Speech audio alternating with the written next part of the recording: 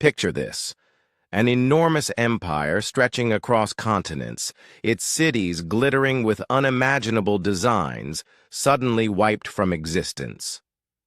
Not through conquest or the slow erosion of time, but intentionally erased, swallowed by layers of mud that devoured entire civilizations, leaving behind only mysterious maps and submerged ruins as faint evidence of a cataclysm that reshaped our world. What power could orchestrate such complete erasure? And why does it feel as though the very soil beneath us hides truths capable of overturning everything we've been taught about history?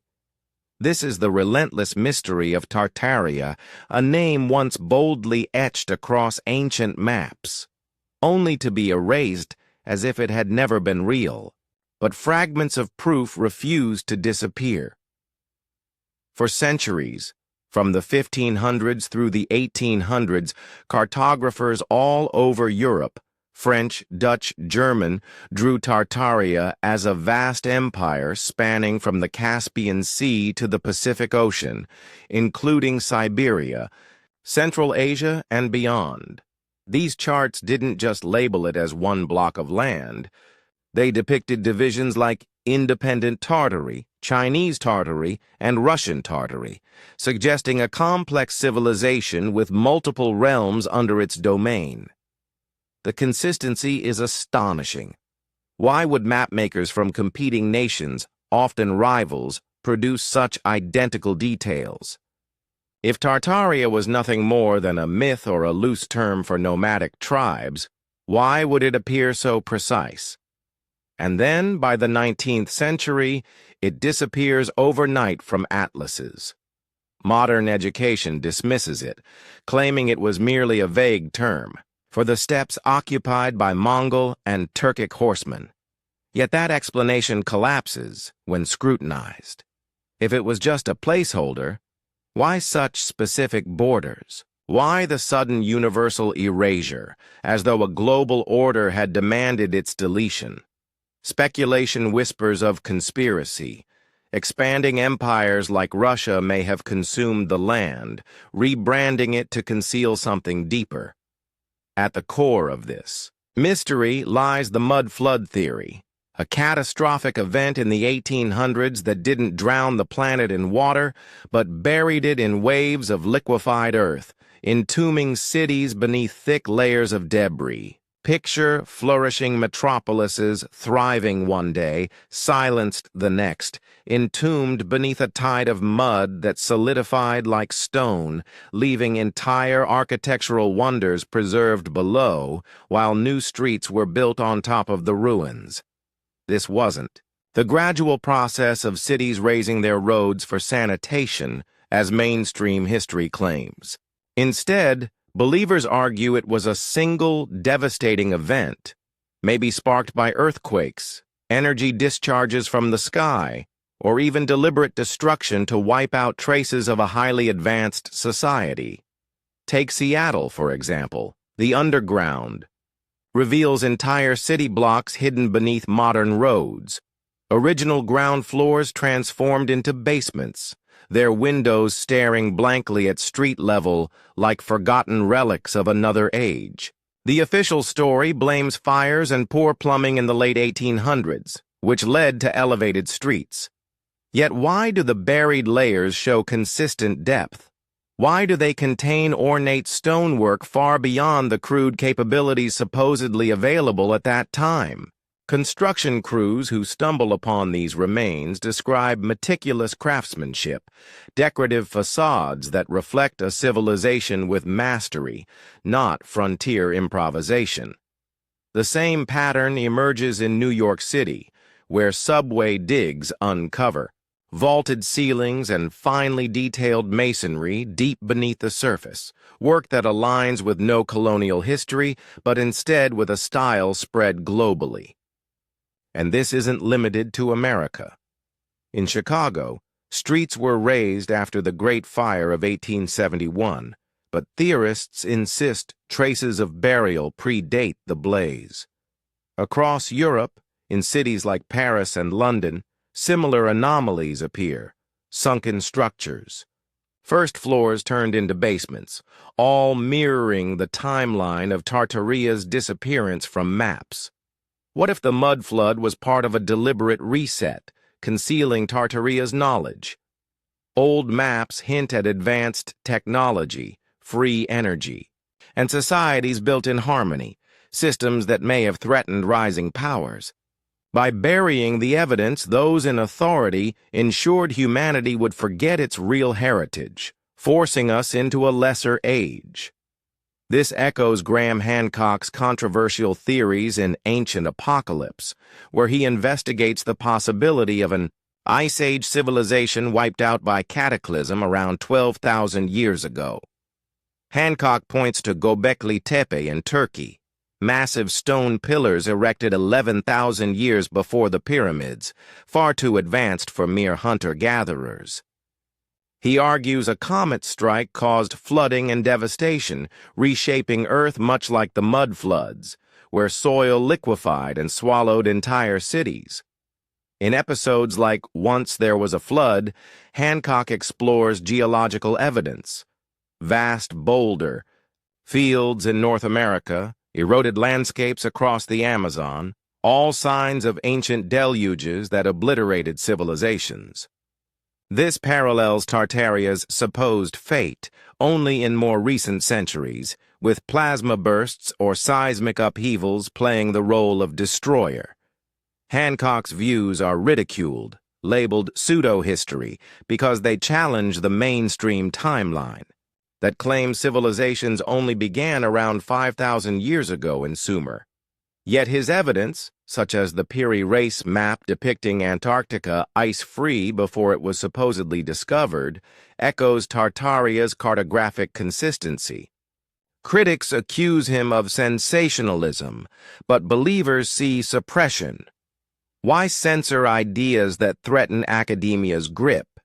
His Netflix series sparked outrage among scholars, condemned as misleading, yet it resonates deeply because, just like Tartaria, it asks, what if history itself is false? What if what we call progress is actually a decline from forgotten heights? The mud flood hypothesis spreads across the internet, fueled by communities dissecting photographs of buried windows in places, like Salt Lake City or Edinburgh's underground vaults. These anomalies are not random. They echo a shared architectural style, grand columns, ornate domes, and intricate designs that hint at a global Tartarian signature. Why do maps of Russian Tartary align with strange events in Siberia like the Tunguska explosion of 1908, which some theorists connect to leftover Tartarian technology or aftershocks of the flood? Graham Hancock's Sirius Rising explores Malta's megalithic temples, structures older than Stonehenge, designed with acoustics suggesting sound-based technology, mirroring Tartaria's supposed resonance chambers. If Ice Age survivors planted the seeds of civilization, could Tartaria have been their descendant? Its mud flood, a miniature apocalypse echoing the younger Dryas comet strike? Hancock frames the puzzle. If maps were erased to conceal Tartaria, who commanded it? Was the mud flood a natural disaster, or intensified by powers determined to block the return of free energy? His work suggests a recurring theme of erasure. Doggerland, submerged beneath the North Sea. Ancient rock art in the Sahara showing. Fertile valleys where desert now reigns. Tartaria fits perfectly into this pattern, an empire smothered, its knowledge buried to keep humanity in ignorance. The deeper we search, the more tangled it becomes. Buildings all over the world whisper of a shared legacy. Maps refuse to be dismissed. Cataclysms like the mud flood seem to scream of intentional forgetting. What truths wait beneath our feet for those daring enough to dig?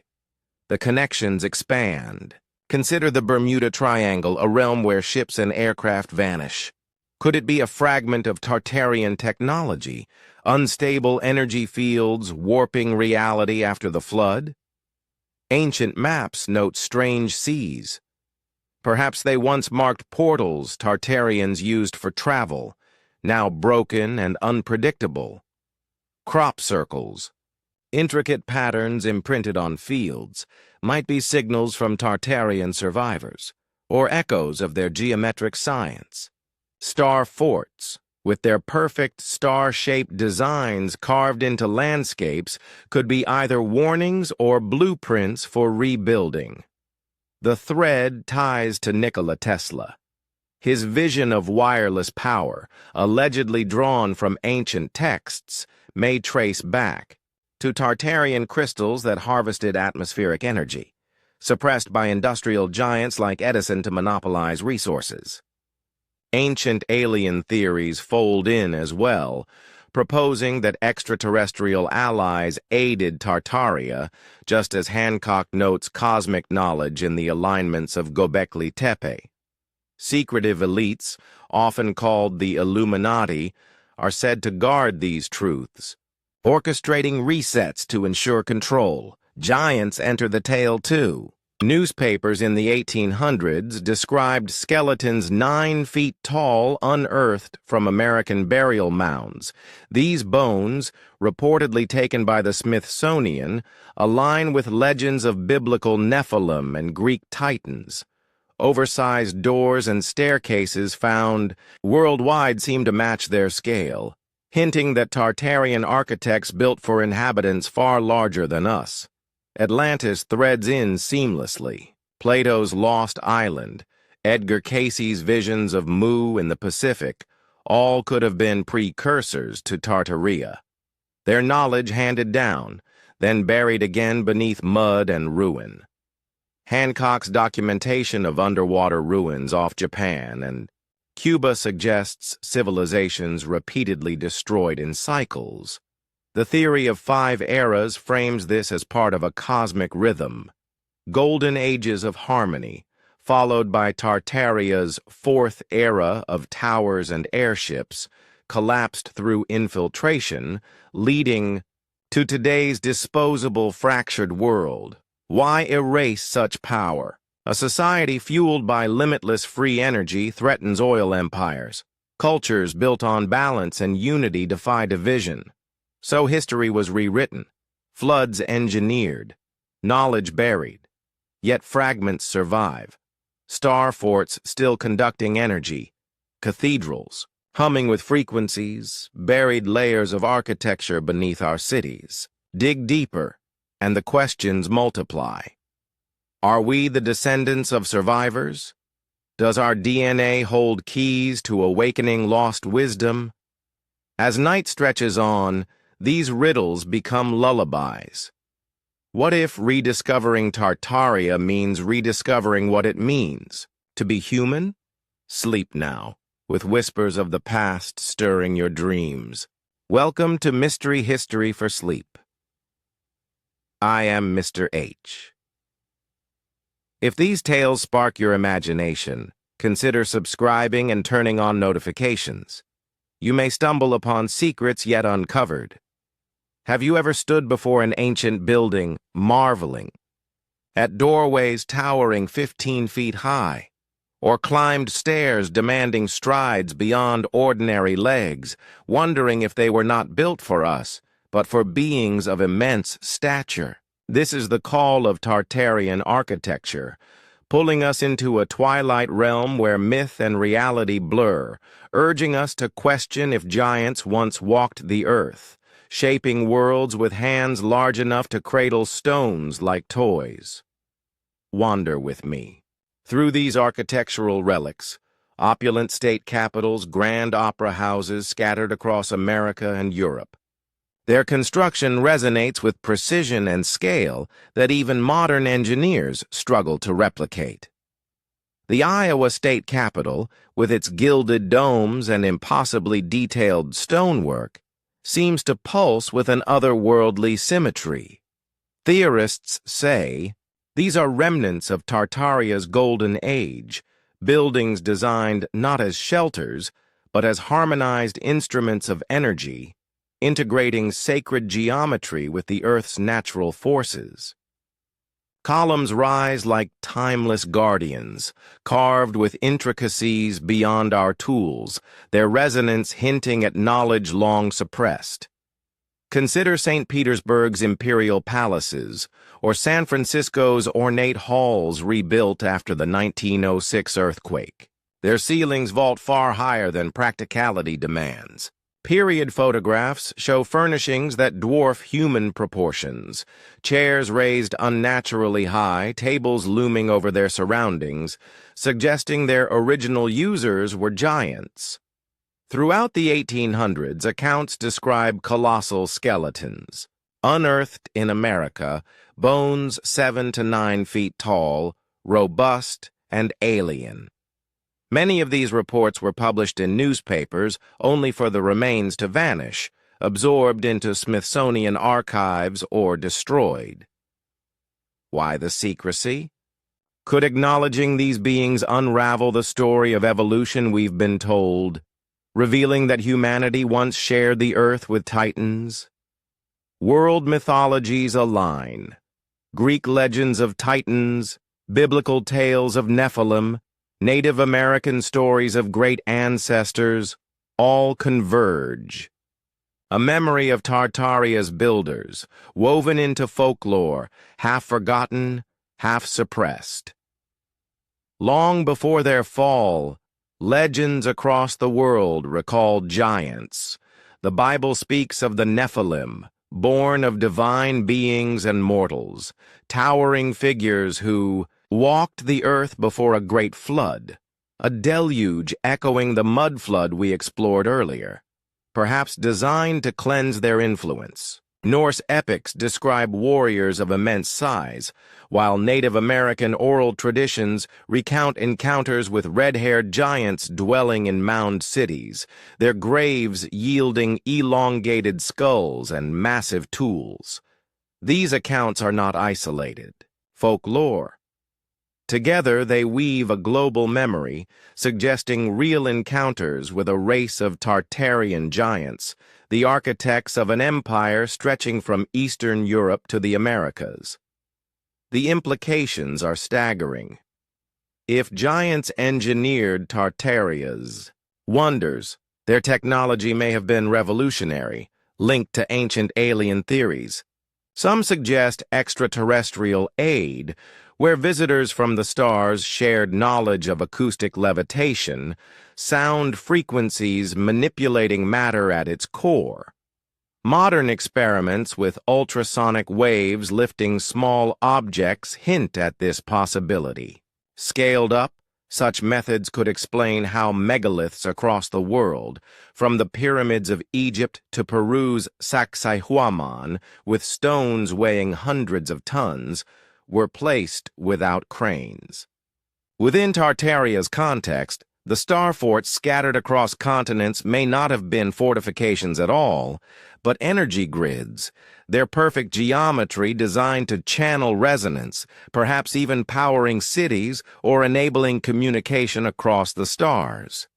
Yet skepticism persists. Mainstream historians argue that grandiose architecture symbolized power and spectacle, not housing for giants. Towering doors were for pageantry, wide staircases for processions. Skeletons unearthed, they claim, were misidentified animal bones, or exaggerations from sensationalist journalism. The Smithsonian, often accused of concealment, maintains it cataloged finds transparently, blaming losses on poor preservation rather than conspiracy. But these rebuttals raise more questions. Why do so many reports, Victorian newspapers, indigenous lore, archaeological oddities align with striking consistency? If it were fabrication, why such uniform details across unconnected cultures? The deeper mystery emerges in sound. Step into a cathedral or government hall from Tartarian times, and the acoustics defy explanation. Voices travel with crystalline clarity. Echoes resonate in perfect harmony. Theorists suggest these were resonance chambers engineered to manipulate frequencies for healing, energy, or levitation. Modern science lends support. Cymatics shows sound creating intricate geometric patterns, and infrasound alters water and even human perception. What if Tartarians, perhaps giants with heightened sensitivity, mastered this long ago to build without brute labor? Ancient alien interpretations push further, pointing to Sumerian tablets and Egyptian glyphs depicting elongated figures wielding staffs that vibrate with power. The architecture's global uniformity fuels the enigma. Chicago's neoclassical marvels mirror Moscow's facades. Columns, domes, and mathematically precise stonework appear everywhere, as if stemming from a single source. Could this be Tartaria's fingerprint? Giants spreading knowledge across continents? Buried evidence adds weight. During San Francisco's rebuilding after its great quake, workers uncovered intact facades beneath rubble, not shattered by tremors, but seemingly entombed centuries earlier. European digs reveal underground halls with oversized features, suggesting refuges for giants during cataclysms, linking them to Atlantis and Mu, lost continents where advanced races, described by Plato and Edgar Cayce, flourished before submersion. Hancock's research reinforces these echoes, citing underwater ruins off Bimini and Yonaguni, giant harbors predating accepted history. Could Tartarian giants have been their heirs, their architecture a faint echo of submerged civilizations? The conspiracy thickens with modern cover-ups. Whistleblowers allege institutions conceal giant mummies and elongated skulls with unknown DNA. Ancient alien theories claim secret pacts with extraterrestrials to obscure humanity's hybrid origins, portraying giants as guardians or failed experiments. Crop circles may be blueprints. Geometric messages echoing Tartarian star forts, imprinted overnight as though stamped by invisible hands. Were giants the true architects of our world? Their secrets etched in stone, awaiting rediscovery? Proportions, myths, and bones converge on a narrative that challenges our limited view of history, urging us to imagine humanity as shadows of a taller past.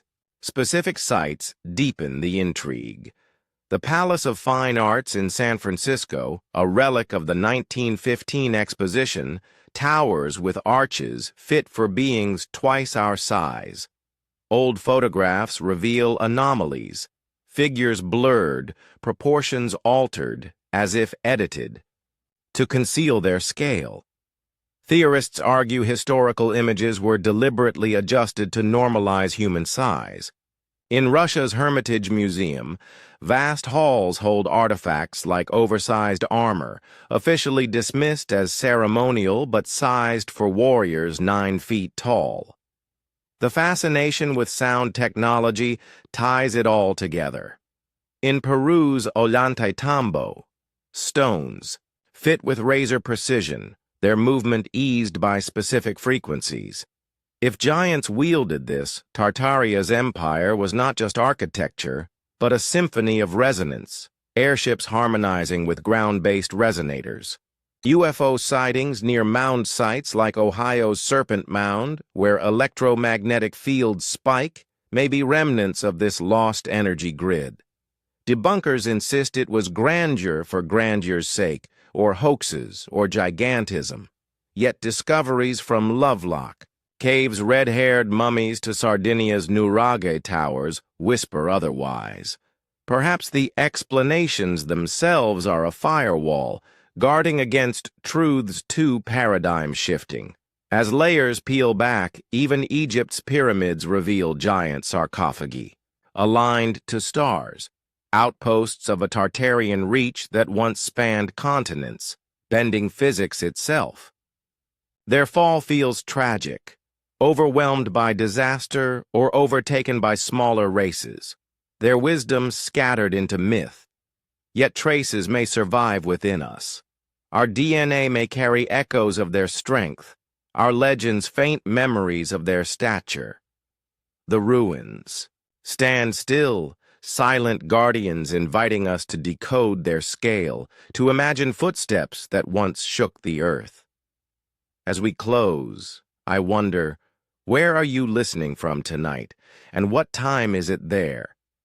Share in the comments, and let these whispers of giants follow you into the dark as we walk together through shadows of forgotten heights.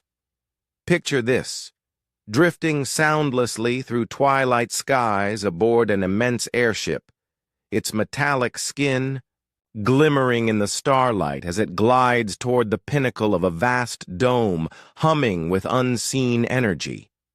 A craft not fueled by coal or steam, but by the very essence of the atmosphere, crystals shimmering with lightning-like power channeling, forces hidden in plain sight. This isn't science fiction. It's the whispered glimpse of Tartaria's forgotten technologies, where energy flowed as freely as water, and the great star-shaped fortresses were never mere defenses of war, but immense conductors designed to manipulate vibration, sound, and energy itself.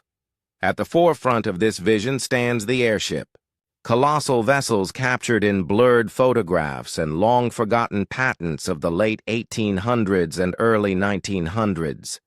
History dismisses them as clumsy, fragile dirigibles destined for disaster, like the Hindenburg, but reports from the era describe something different: crafts capable of immense stability, gliding silently for unlimited distances, their propulsion perhaps enhanced by electromagnetic fields instead of hydrogen alone.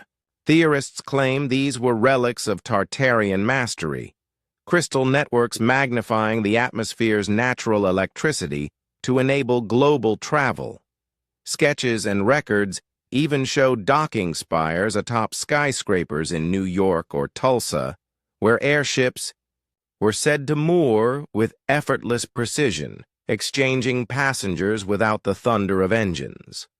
Why does official history reduce these tales to primitive experiments? Witnesses spoke of faint hums, lights, and eerie steadiness, hints of technologies beyond early aviation. This mystery ties directly to the heart of Tartaria's supposed genius: free energy, an infinite source of power stripped from humanity, not because it failed, but because it threatened empires built on coal, oil, and nuclear industries. Nikola Tesla himself seemed to tap into this forgotten knowledge. His wireless energy experiments, culminating in the Great Wardenclyffe Tower, mirrored ideas of harvesting the Earth's ionosphere through resonance. Dismantled under shady financial pressure, his invention may have been the closest link to Tartaria's lost science. Rumors even claim his work was seized and hidden by powerful elites, Rockefeller, Morgan, secret societies, ensuring that the dream of endless energy died before it could challenge their control. Crystal power forms another thread in the puzzle. Quartz and other minerals, theorists suggest, were aligned across vast networks, channeling power invisibly through ley lines. Ancient myths of Atlantis or Mu describe such uses: crystals resonating with Earth to light entire cities or levitate immense stones. And Tartaria, some argue, inherited this art. Enigmatic events like the Tunguska blast of 1908, flattening forests with no crater, have even been tied to catastrophic failures of these crystal arrays. Then there are the star forts, those symmetrical, bastions across Europe, America, Asia, geometric wonders mainstream historians insist were clever Renaissance defenses against cannon fire. Yet their precision suggests something deeper: sacred ratios, harmonic patterns, alignments resonating with the Earth's currents. Inside their walls, strange acoustics echo unnaturally, producing resonances powerful enough to affect mood, matter, even energy fields. Similar designs echo in grand cathedrals, their soaring chambers tuned like instruments. Was their purpose truly spiritual? Or were they vast resonators, machines in stone, channeling power the way Tartarians once knew? Modern studies in archaeoacoustics show how sound at ancient sites can influence the brain, altering perception. Imagine Tartaria wielding such resonance not as art, but as technology, to heal, to energize, to levitate, to communicate. Yet, today these sites are labeled relics, stripped of mystery, their deeper functions buried by the narrative of empire. The story repeats: airships end in tragedy, like the Hindenburg, shutting down development just as wireless energy loomed. Tesla ridiculed, his funding cut, his papers vanishing. Star forts reclassified as military relics, their geometry ignored. Were these accidents, or orchestrated suppressions by a cabal that feared losing its grip on energy and power? The distribution of these forts across continents hints at a network, an invisible grid tied to planetary energy. India's Vijayapura ruins, Africa's forgotten star works, align with geomagnetic hot zones.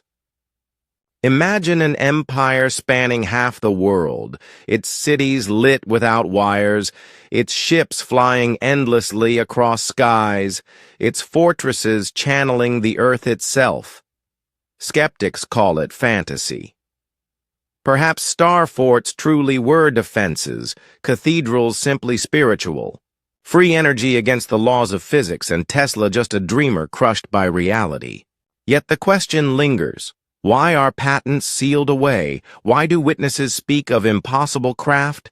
And why do echoes of Tartaria's brilliance keep surfacing despite centuries of erasure? Some speak of devices said to create more power than they consume, breaching known laws of physics. Whispers from hidden black projects suggest anti-gravity craft. Designs claim to trace back to forgotten blueprints. Others argue these ideas tie to extraterrestrial guidance, echoes of ancient aliens. Erich von Daniken's Chariots of the Gods speculated that visitors once taught humans resonance-based technologies. Star forts, aligned to constellations, may have been landing hubs. Crop circles near such locations mirror their geometry, perhaps modern expressions of the same energetic imprints. Strange disappearances in the Bermuda Triangle, ships swallowed by storms of electromagnetic chaos, add to the legend.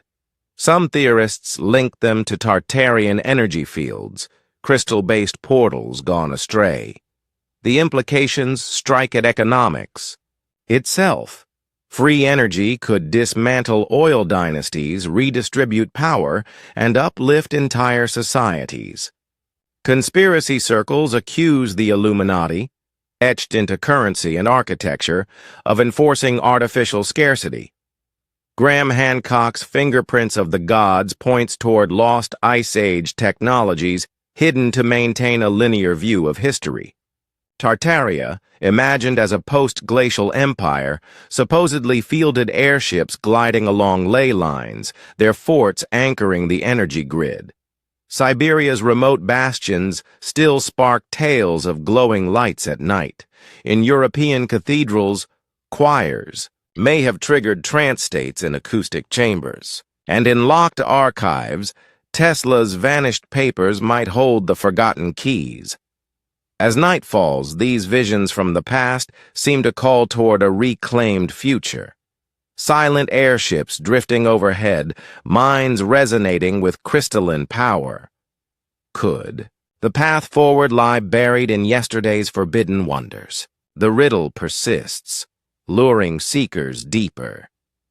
Imagine, while rifling through a neglected archive, stumbling upon a faded photograph from the 1893 Chicago World's Fair. A dazzling white city of neoclassical palaces rose in mere months upon swampy ground only to be demolished soon after, almost as though it was staged, then destroyed to showcase and erase remnants of a hidden empire. The photograph shows over 200 monumental buildings across 600 acres, their marble-like facades gleaming under electric lights.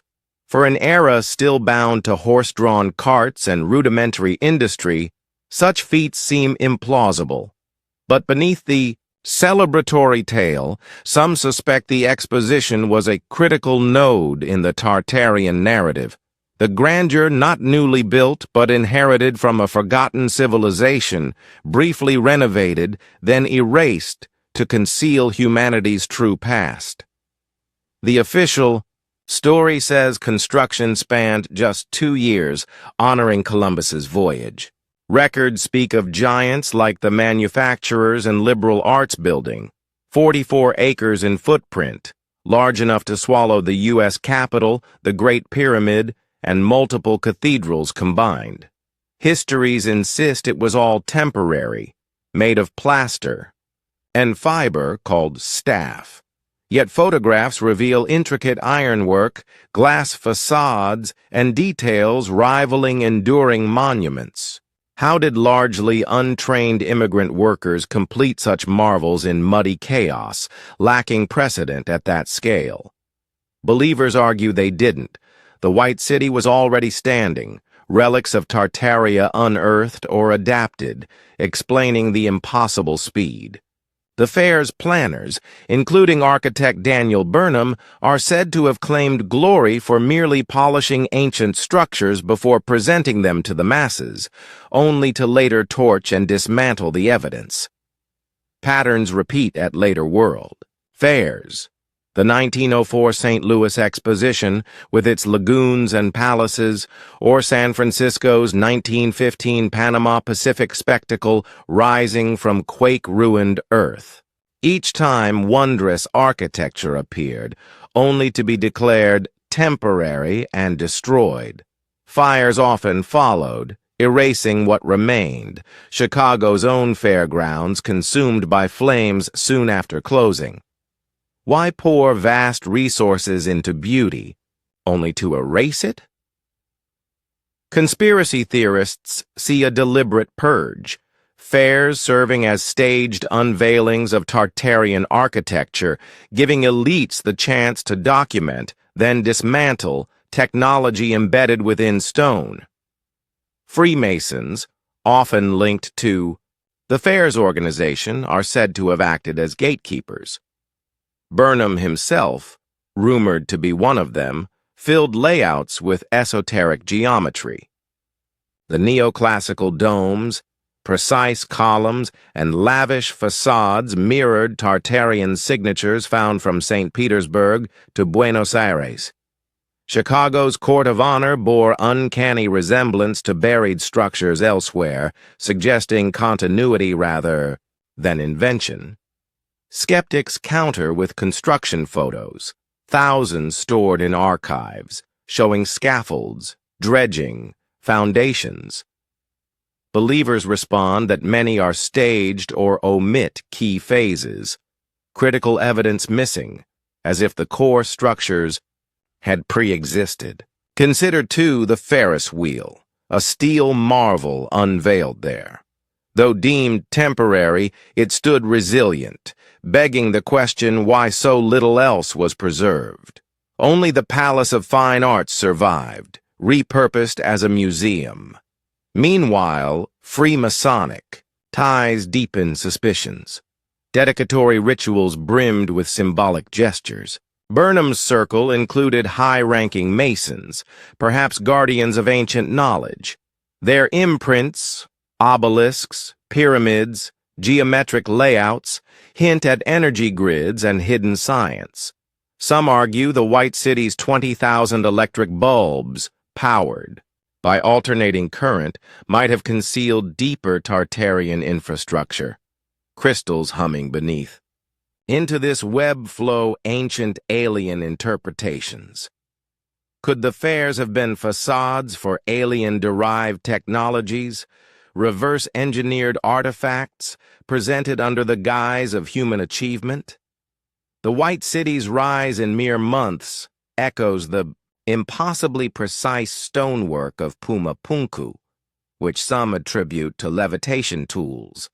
Reports of UFOs above fairgrounds fuel speculation, perhaps extraterrestrial probes surveying remnants before they were destroyed. The demolition ensured humanity would not awaken to its hidden inheritance, much as cover-ups cloud Roswell.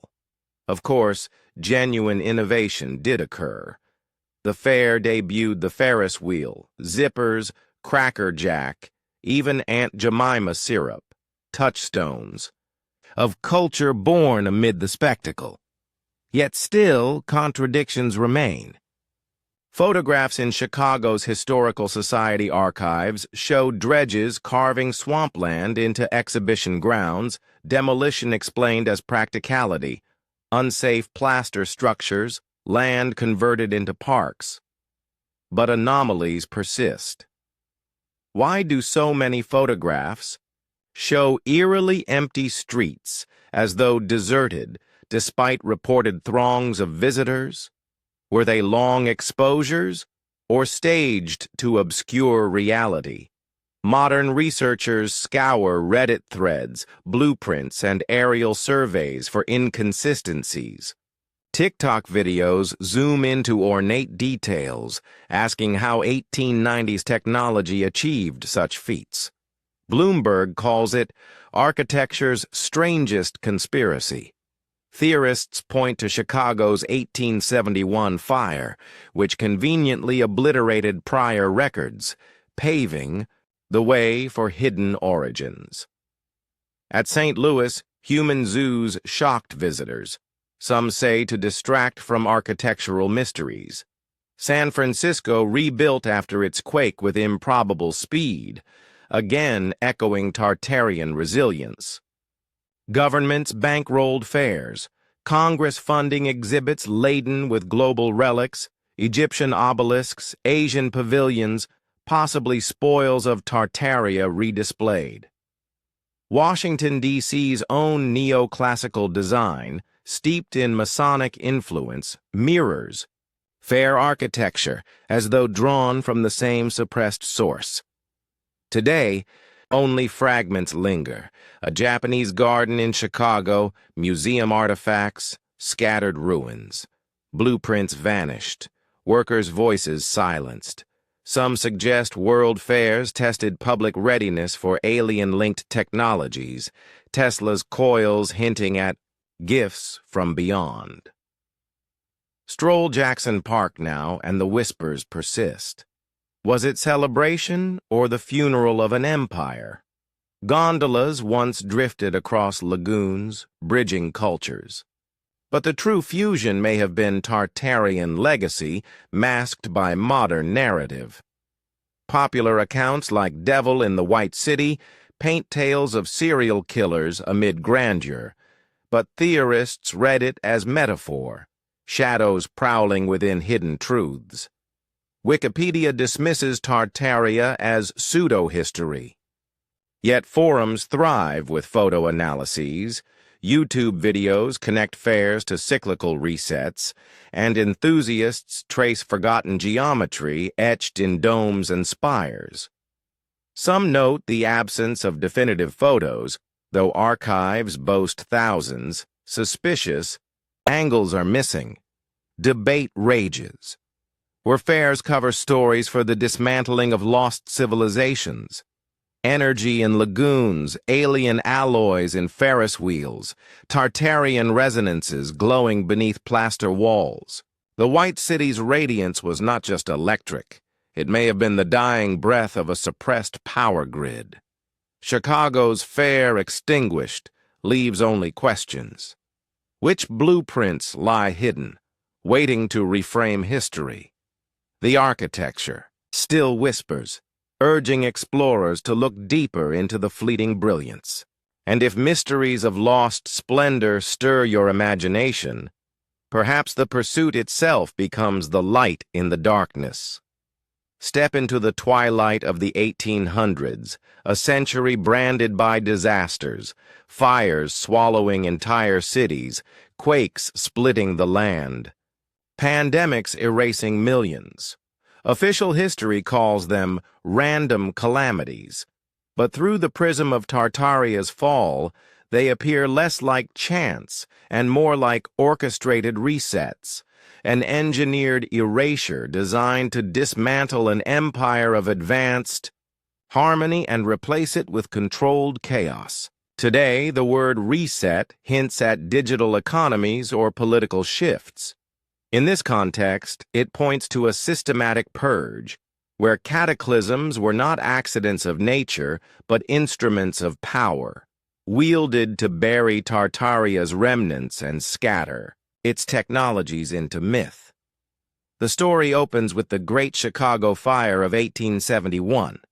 Officially sparked by a cow in Mrs. O'Leary's barn, it consumed 3 square miles in hours. Yet, oddly, ornate stone and brick buildings fell while simple wooden ones survived.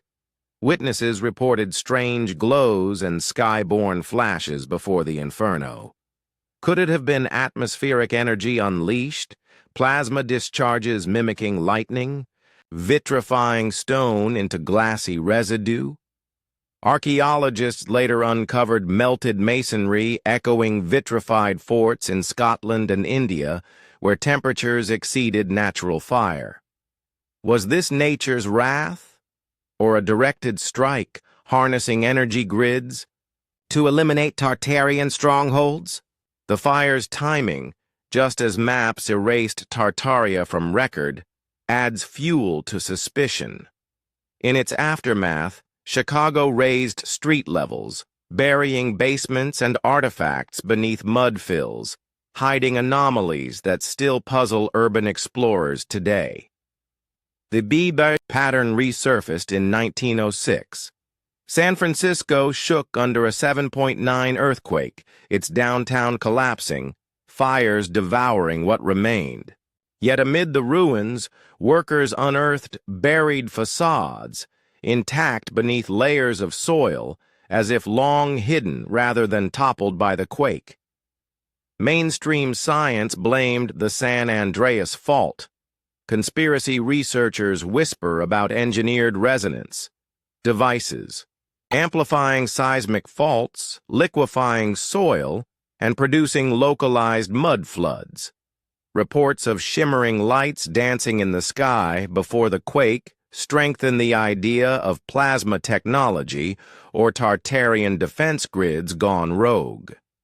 What followed was equally curious.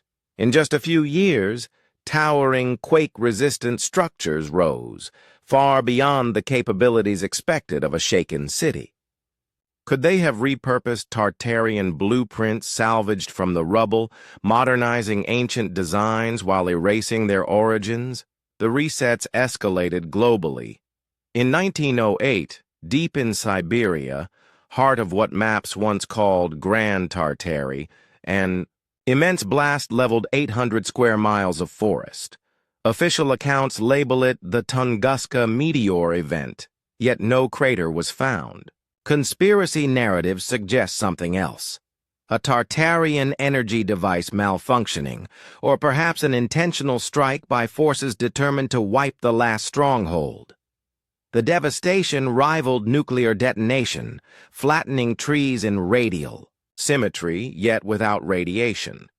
Plasma bursts, scalar waves. Local legends speak of ruins glowing in the nights before the explosion, tying the mystery back to mud flood lore. Was this Siberian reset the Empire's final silencing? Central to these resets is the Great Mud Flood. Not a deluge of water, but a wave of liquefied earth, swallowing cities in the mid-1800s. Buildings appear half-buried worldwide: Seattle, Moscow, Paris, where elegant windows sit below, current ground level and doorways open into soil. Theorists argue that 10 to 20 feet of slurry engulfed civilizations overnight, leaving basements as time capsules of a forgotten world. Mainstream geology insists on gradual sedimentation or urban infill. Yet the symmetry of burial depths across continents whispers of a shared cataclysm, a deliberate leveling of history itself. But the striking uniformity across continents hints at a single orchestrated event, perhaps unleashed by electromagnetic pulses that destabilized the very soil, liquefying it in an instant. Accounts from the 19th century speak of sudden waves of mud consuming farms and villages overnight, echoing legends of the earth opening to swallow life whole. This narrative intertwines with tsunamis and great deluges recorded in ancient memory, such as the Black Sea flood or colossal Pacific surges that, according to theorists, swept across Tartarian shores, leaving thick strata of debris that solidified into the very ground we walk upon. The Bermuda Triangle enters the frame as another anomaly. Its notorious vanishings may not be accidents, but remnants of unstable Tartarian portals, collapsed energy grids creating vortices that warp space and time, drawing ships into electromagnetic fogs.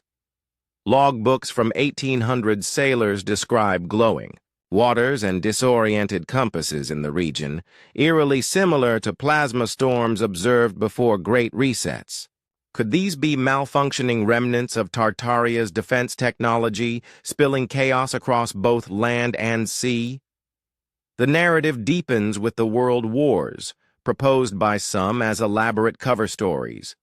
World War I and II, with their massive bombings and scorched earth tactics, are said to have erased more than armies.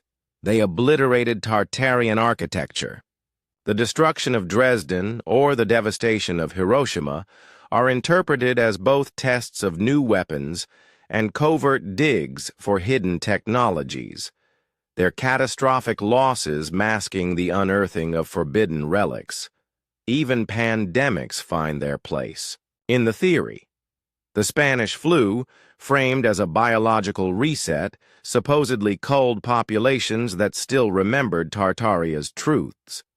Its speed and scope, skeptics say, defied natural spread and may have stemmed from pathogens long entombed in mud layers. Writers like Graham Hancock expand the argument further, tracing back to comet impacts that reset civilizations 12,000 years ago, drowning advanced cultures and seeding survivors who may have built Tartaria.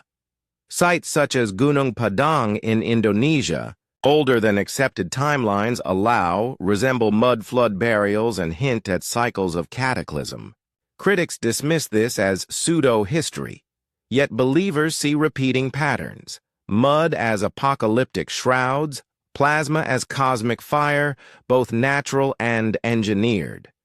Some even weave extraterrestrials into the tapestry, beings orchestrating resets to guide human evolution. Under this lens, Tartaria's downfall becomes less a mystery of history and more an intervention from beyond. Modern echoes add weight to the speculation. The Great Reset of 2020, framed in economic terms, stirs suspicion of another cycle, this time digital. Fringe theories go further still. Slovak accounts imagine psychic Tartarians defending their empire with mind-bending powers until overrun. Meanwhile, architectural debates surface in mainstream outlets. Analysts note that ornate, harmonious designs gave way to sterile modernism after major resets, suggesting a cultural purge disguised as progress. Skeptics counter that fires, quakes, and wars are enough to explain the loss. Yet anomalies linger.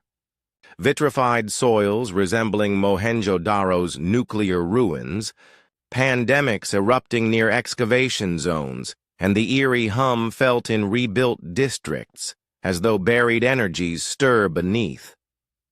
Resets, then, may be less myth than cycle, plasma storms, mud surges, and veiled wars repeating to erase and rebuild. Survivors whisper their fragments into folklore, urging future generations to question whether the next upheaval is already looming, or whether unraveling Tartaria's secrets could prevent it. Imagine a submerged world, crystalline towers shimmering beneath the seas, radiating eternal light and power, before catastrophic waves scatter its survivors across the earth to seed new empires.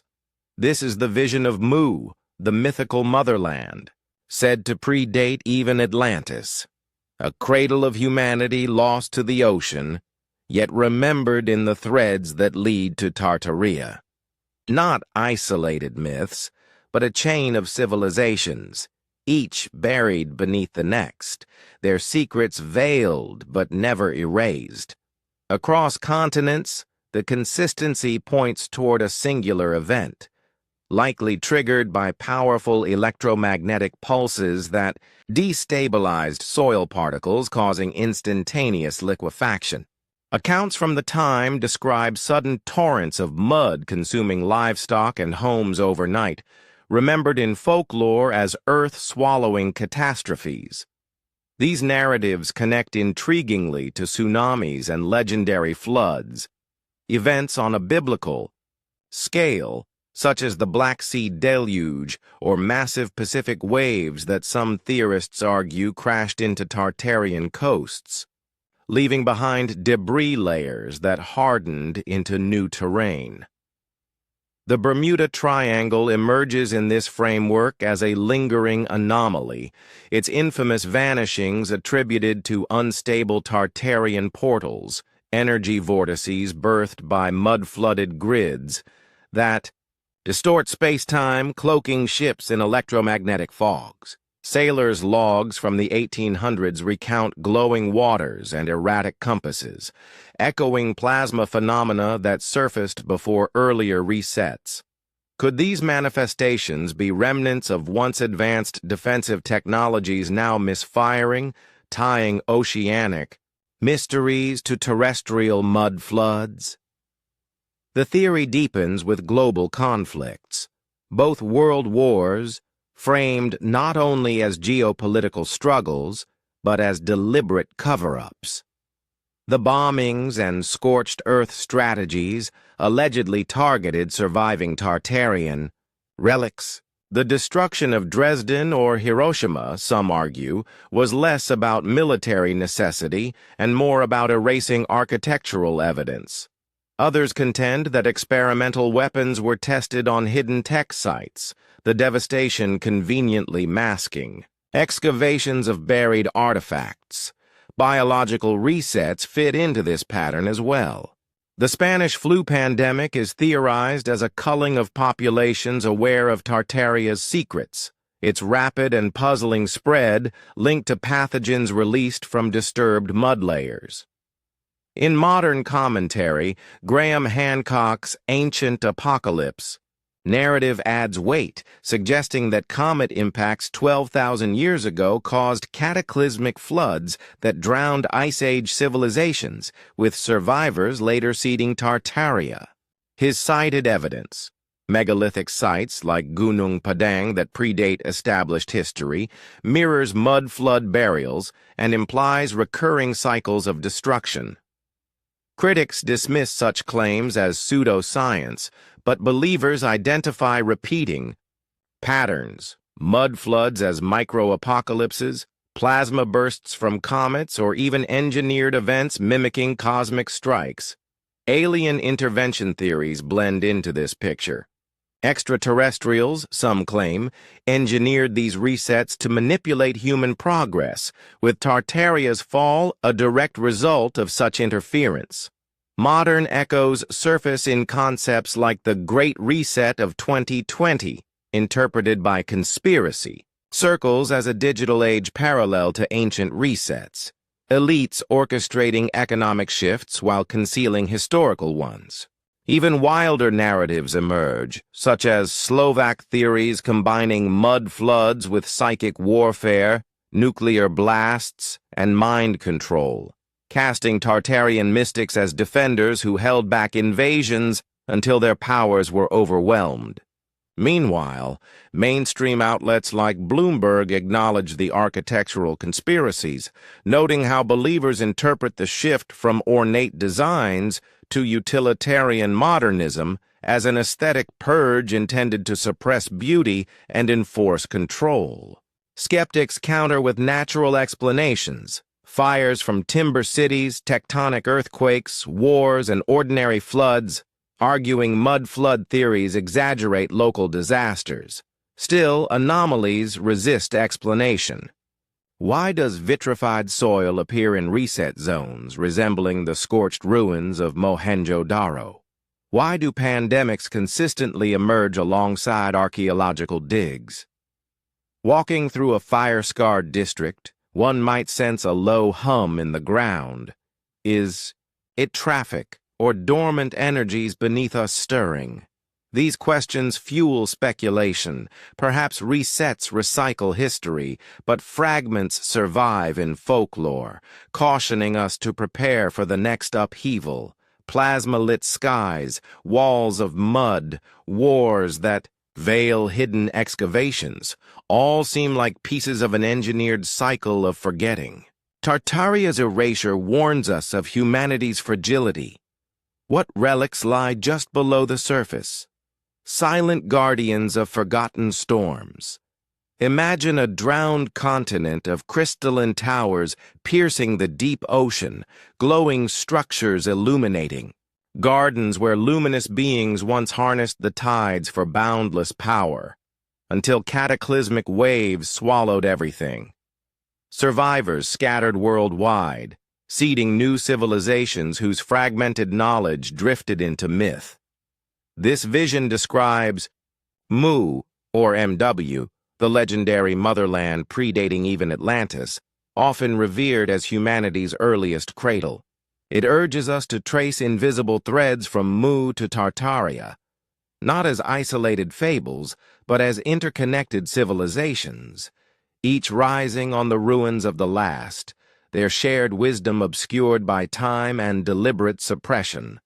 Tartarian tablets, clay, artifacts dating back to 5300 BC, etched with proto-writing, hint at pre-Sumerian scripts, possibly remnants of Mu washed into Europe.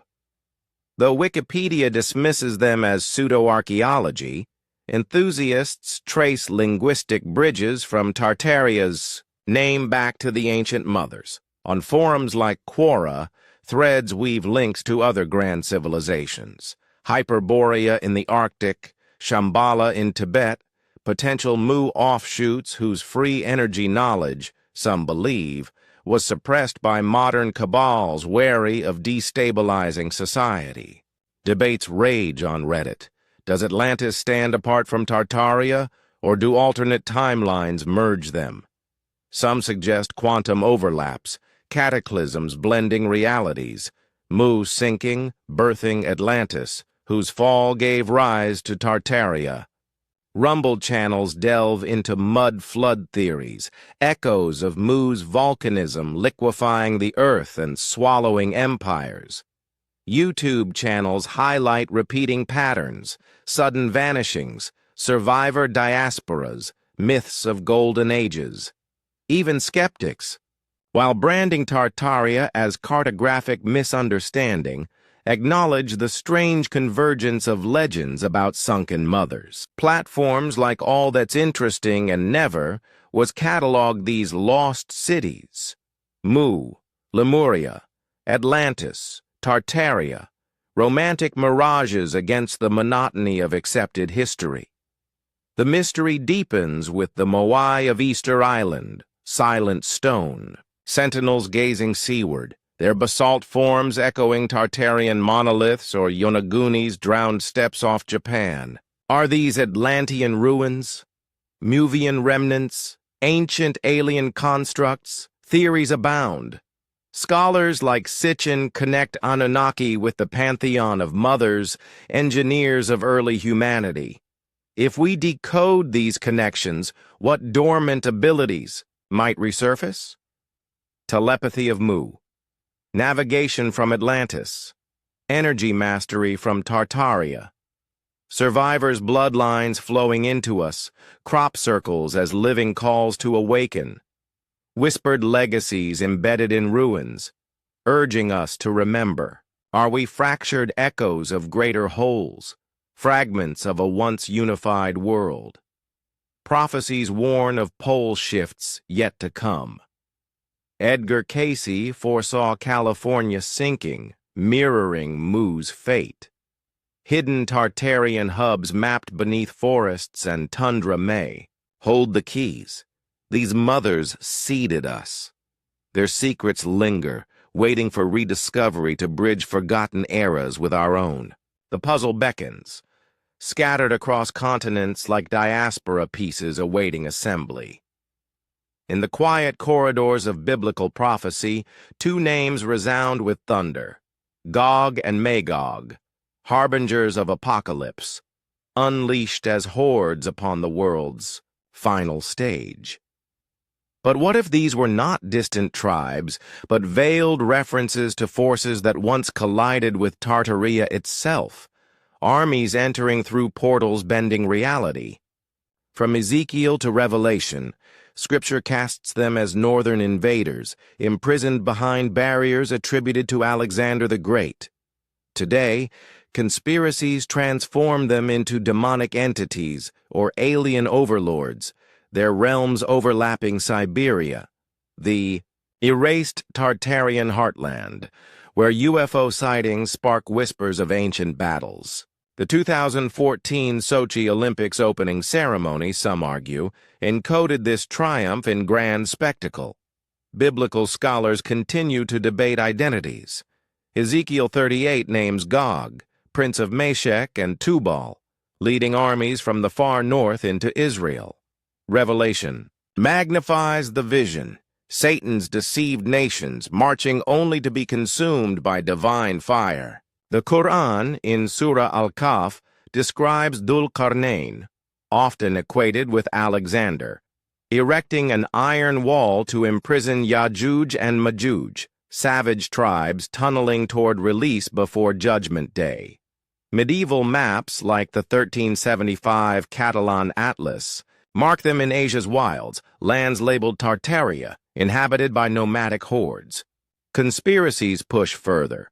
Gog and Magog as Tartaria's nemesis, demonic hybrids or alien proxies dismantling the empire via interdimensional gateways. The intrigue deepens with cartographic overlays. 17th century charts like Giacomo, Cantelli da Vignola's 1684 map, explicitly mark Gog and Magog within Great Tartary between the Black and Caspian Seas, regions tied to Khazars and Scythians, peoples some claim as lost tribes. On X, users amplify these maps. One enlargement locates Gog and Magog in Siberia, graves of Tartarian kings nearby, implying royal lineages later demonized as apocalyptic foes. Another theory links them to the Tunguska explosion of 1908, flattening forests with an energy blast miscast as a meteor, perhaps the empire's last strike. Were Gog and Magog Tartaria's own ethnic groups? Turks, Mongols, Tatars, vilified by conquerors and rewritten as satanic hordes? Theories spiral further into extraterrestrial domains. Gog and Magog as alien invaders breaching Stargate-like, portals preserved in myth. Conspiracies of the Iraq War suggest Saddam uncovered one such device in Ur's ziggurat, prompting U.S. intervention. Sri Lanka's Ranmasu Uyana, etched with Stargate carvings, is interpreted as another cosmic key. aligned to global ley lines. Within Tartaria's legend, such portals become invasion points. Gog and Magog as interdimensional forces slipping into Siberia where UFOs flash like spectral warnings. Reports of glowing orbs over Lake Baikal, ancient Tartarian ground, describe metallic hums and vanishing craft. TikTok videos amplify it. All Siberian anomalies as proof Tartarian defenses fell to Stargate breaches, echoing science fiction but framed as hidden history. Intrigue deepens. A lavish spectacle, endlessly dissected by theorists, stands as a coded retelling of Tartaria's downfall to Gog and Magog.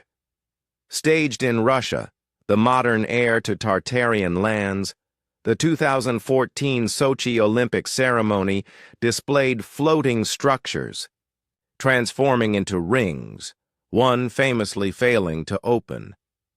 Conspiracists interpret this as no accident, but a symbolic portal glitch hinting at breached gateways. Sequences revealed a utopian city besieged by dark forces from the void, triumphant, at first then consumed. A mirror of Tartaria's fleeting victories before corruption and collapse. Russian television quickly censored the ring malfunction, fueling suspicions of deliberate cover-up. Doping scandals, political controversies, and social policies became smokescreens, while subtle cues embedded in the spectacle whispered of suppressed history. Exposés linked Sochi's Black Sea stage to biblical prophecy, its proximity to regions marked as Gog and Magog on ancient maps seen as a ritual unveiling. Was this ceremony a Freemasonic pageant? An Illuminati cipher? Portals symbolized in floating snowflakes, invading athletes cast as demonic legions. Siberia's UFO lore only sharpens the portal mystique. The 1986 Dalnogorsk incident reported a glowing sphere crashing into remote mountains, leaving fragments of exotic alloys analyzed as non-terrestrial, an event etched near former Tartarian borders. In recent years, TikTok clips claim to show disks and orbs over frozen lakes, threading modern sightings to ancient gateways. Similar echoes ripple from Iraq's Ziggurat of Ur, where Anunnaki myths entwine with Stargate theories, to Sri Lanka's Ranmasu Uyana, its etched star maps said to encode cosmic coordinates. The lines blur. Are Gog and Magog demons, aliens, or hybrids unleashed through rifts? Medium essays frame Tartaria as the millennial kingdom of prophecy, its downfall, synchronized with mudfloods, resets, and erasures. Orthodox historians dismiss such claims as fantasy, citing Gog and Magog as mere allegories for tribes like Scythians. Yet, anomalies persist. Why do 17th century maps place them within Tartary, marking graves of its kings? Catalan Atlas renderings depict them as cannibal tribes sealed behind Alexander's gates. On YouTube, channels dive into this enigma, Tartaria, Gog, and Magog, blending scripture and suppressed empire. Forums buzz with end-time speculation, Tartaria not destroyed by natural collapse, but as Gog's very realm, erased post-Armageddon. Wander Siberian forests, and you may see lights dancing in the sky. Rewatch Sochi's ceremony and decode its symbols, an encrypted demonic blueprint. Egypt's stargates, Peru's cosmic doors, mirror gateways, Tartarians once guarded until overrun. Whether demons or extraterrestrials, Gog and Magog embody the archetype of invasion, forces that breach reality's veil through portals. If Siberia's skies still shimmer with these anomalies, they may be harbingers of a returning power. Prophecy whispers, Tartaria's fall was a warning, a prelude. Now the rift stirs again. Are we heirs tasked with sealing the gates anew, or the next in their path? The riddle pulses, pulling restless minds toward the threshold. If these cosmic mysteries capture your imagination, leave a like or share your thoughts in the comments. What truths keep you awake at night? Subscribe and turn on notifications. Join us for the next revelation. Beneath the polished surface of 19th century charity, another mystery unfolded. Across America, iron tracks carried shadowy caravans, the orphan trains. Between 1854 and 1929, organizations such as the Children's Aid Society and New York Foundling Hospital relocated some 250,000 children from crowded eastern cities to rural frontiers. Praised as welfare innovation, yet cloaked in unsettling, questions their story intertwines with whispers of Tartaria's erasure. Why uproot so many children, often without parental consent or rigorous oversight? Why scatter them into untraceable homes across vast distances? For theorists, the answer is darker. These trains were not merely humanitarian missions, but a mass repopulation campaign, filling landscapes emptied by cataclysms, mud floods, plasma storms, or resets that decimated Tartarian society. Some even claim these children were not true orphans at all, but descendants of Tartarians, their identities altered, their memories suppressed, assigned new lives to rebuild under unseen rulers. The Children's Aid Society, established by Charles Loring Brace in 1853, promoted the trains as salvation from urban misery, sending children to Midwestern farms where they became workers or adoptees.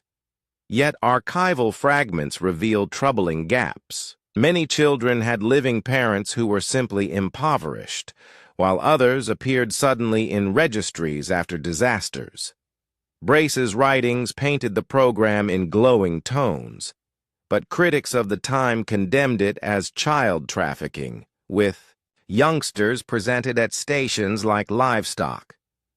Through the lens of Tartarian lore, this aligns with the aftermath of the mud floods, grand cities left empty, their ornate architecture requiring new occupants to mask remnants of the old world.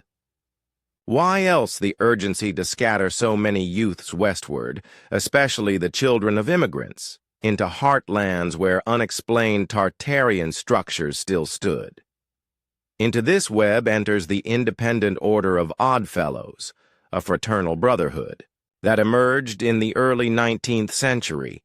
Their lodges, flourishing in reset-era towns, promised to care for the sick, aid the distressed, bury the dead, and shelter orphans.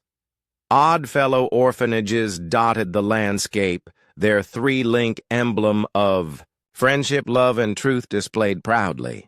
Yet conspiracy theorists allege these halls were recruitment centers, gathering Tartarian survivors' children and shaping them into a controlled generation. Their secretive rituals, echoing Masonic practices, involved skeletons and allegories, reminiscent of ancient mystery schools. Freemasons, whose square and compass symbols adorn many Tartarian-style buildings, are likewise accused of orchestrating the orphan train network, an underground distribution system to repopulate abandoned cities. Oddfellow lodges often contained strange subterranean chambers with relics resembling mud-flooded ruins, raising further suspicion. The Cabbage Patch Baby phenomenon adds another bizarre layer.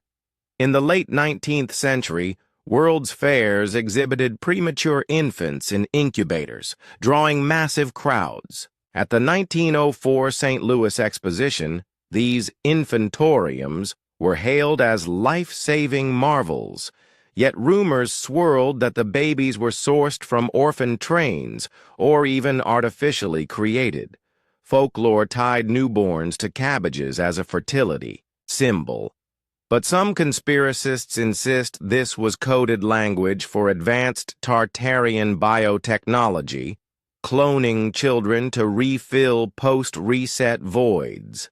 Old photographs of majestic but empty cities, their streets eerily vacant, are interpreted as proof of sudden depopulation.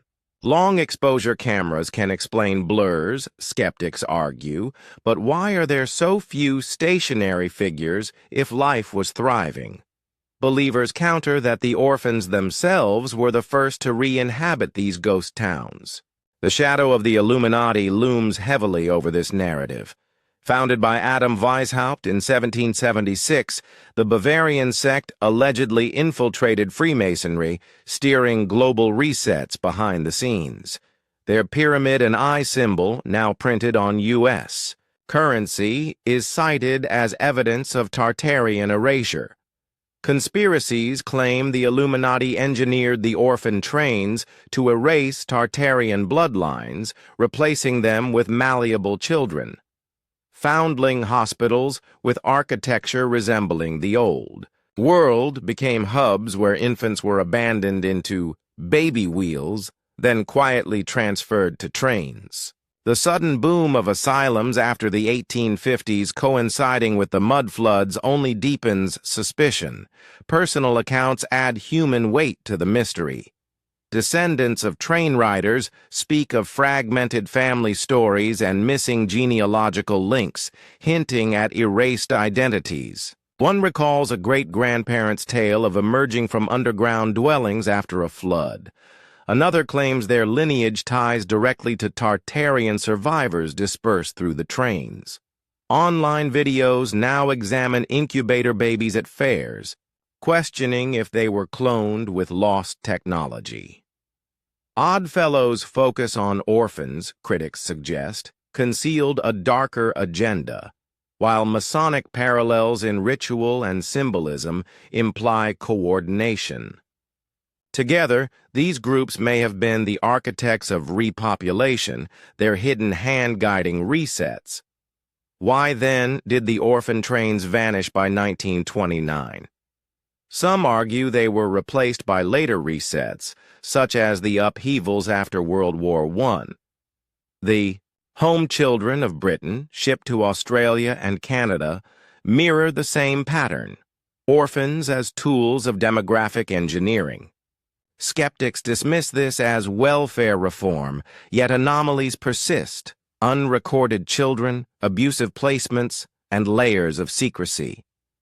The Oddfellows' ritual skeletons, the Masons' grip on politics, and the Illuminati's alleged orchestration all suggest a hidden design. Was humanity quietly reshaped, one child at a time? The whispers remain. Train whistles still echo across forgotten landscapes, carrying with them cries of erased histories and lost empires. In shadowed forums past midnight, one side waves maps and architectural sketches as undeniable proof of a hidden empire, while the other dismantles each claim with scholarly journals and geological data. Still, neither extinguishes the lingering unease that perhaps the truth lingers in the space between myth and record. This is the heart of the Tartaria dispute, a collision where pseudo-history collides with formal research, forcing us to balance the lure of sweeping conspiracies against the grounding weight of evidence, while questioning if global education systems serve as guardians of knowledge or silent gatekeepers of omission. On the debunking side, historians root their case in archives and linguistics, noting that Tartary was never a single advanced empire, but a vague, archaic designation used by European cartographers for the vast and little-known lands of Central Asia and Siberia. Beginning in the 13th century, the term applied broadly to nomadic realms of Tatars, Mongols, and Turks, stretching from the Caspian to the Pacific. Maps from the 1500s to 1800s, by Cantelli, Botero, and others, depict it not as a civilization of impossible technologies, but as shifting khanates and steppes, shaded indistinctly to mark the unknown rather than the extraordinary. The Russian Geographical Society has publicly dismissed the theory, showing map after map that reveal Tartary as a placeholder, later replaced as Russia expanded and borders clarified. Critics highlight the conspiracy's roots in Russian pseudoscience, particularly Anatoly Fomenko's New Chronology, which compresses history to elevate Russian heritage while dismantling Western timelines. Fomenko's claims, pushed by occult writers like Nikolai Levashov, reframed Tartaria as a hidden Russia denied by the West, a narrative modern historians reject as nationalist fantasy. They note the subtle addition of an R in Tartar evoked Tartarus, the Greek underworld, biasing Europeans to see barbarism rather than brilliance. Linguistic prejudice mixed with geographic ignorance birthed the myth. Meanwhile, firsthand, reports from Marco Polo to Cossack explorers describe nomads, yurts, and shifting khanates, not domes of free energy or titanic architects. The mud flood theory, central to Tartarian lore, collapses under geological inspection. Believers insist a global surge of liquefied earth in the mid-1800s buried cities, leaving ground floors half submerged and windows at street level. Yet urban historians point instead to practical city planning. Seattle's raised streets after floods and fire, or Chicago's elevation post-1871 to manage sewage. Local floods, volcanic ash, and human redesign explain anomalies better than an unrecorded global cataclysm.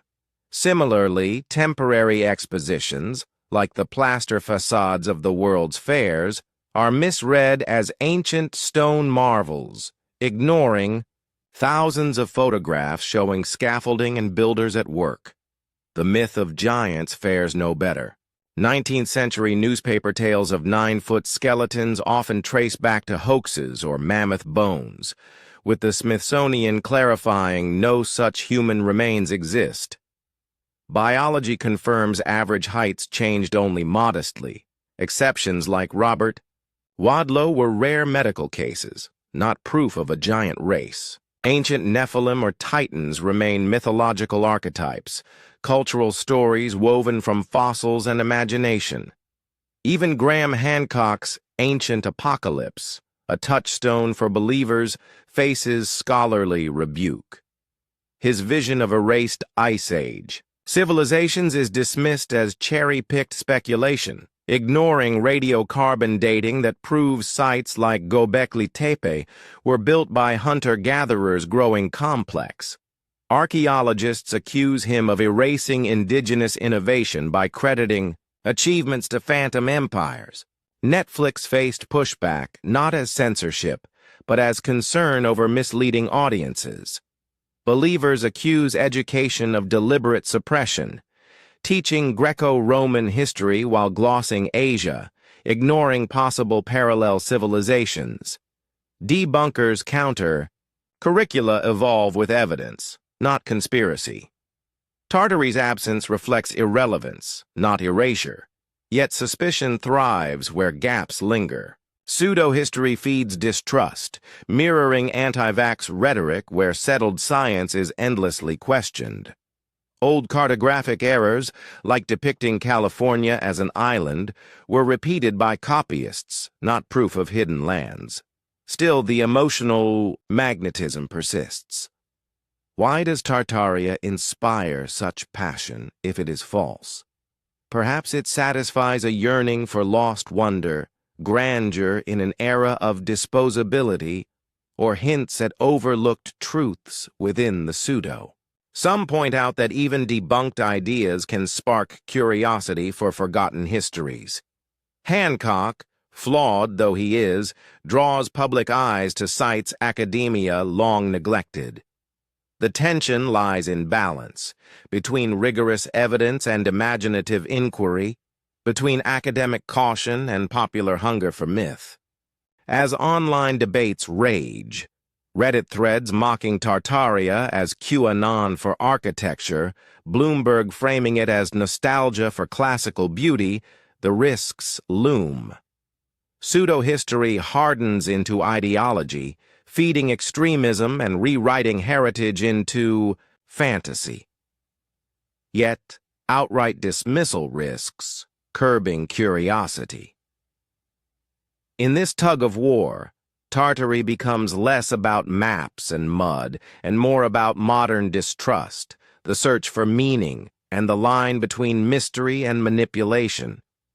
Others respond with detailed academic papers and geological evidence, dismantling the grand narrative point by point.